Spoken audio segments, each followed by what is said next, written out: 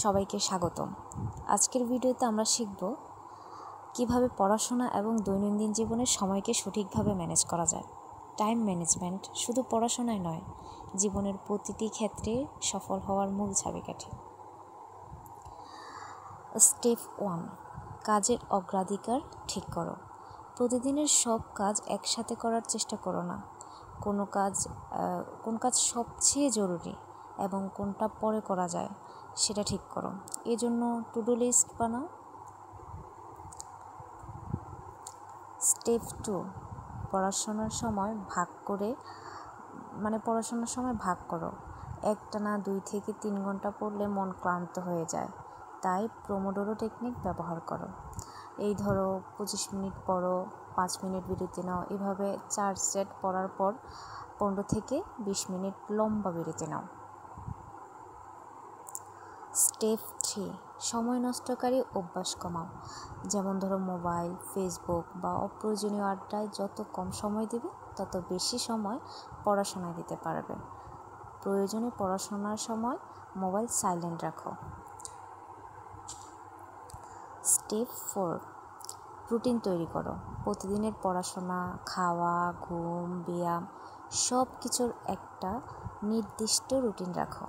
Routine মেনে চললে কাজের চাপ অনেক কমে যায়। আর হ্যাঁ, তোমরা যদি চাও তাহলে যে আমি তোমাদের দৈনন্দিন জীবনের রুটিন তৈরি করে দেওয়ার ভিডিও দিতে পারি, কমেন্টে জানাও। যদি চাও তাহলে আমি তৈরি করে দেবো ইনশাল্লাহ। স্টেপ 5, ছোট লক্ষ্য ঠিক করো। একদিনেই পুরো বই শেষ করতে চাইলে সম্ভব হবে না, বরং প্রতিদিন ছোট ছোট টার্গেট ঠিক করো। যেমন আজ শুধু 2টা অধ্যায় শেষ করব, কাল 1টা অধ্যায় শেষ করব, এভাবে অল্প অল্প করে শেষ করতে হবে। স্টেপ 6, পর্যাপ্ত ঘুম নাও। পর্যাপ্ত ঘুম ছাড়া কোনো পড়া মনে থাকবে না। প্রতিদিন 6 থেকে 7 ঘন্টা ঘুম নিশ্চিত করো।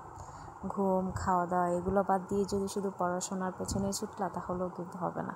শরীর ভালো থাকলে তো মন ভালো থাকবে, মন ভালো থাকলেই তো পড়ায় মন বসবে, তাই না? স্টেপ 7, নিজের জন্য সময় রাখো।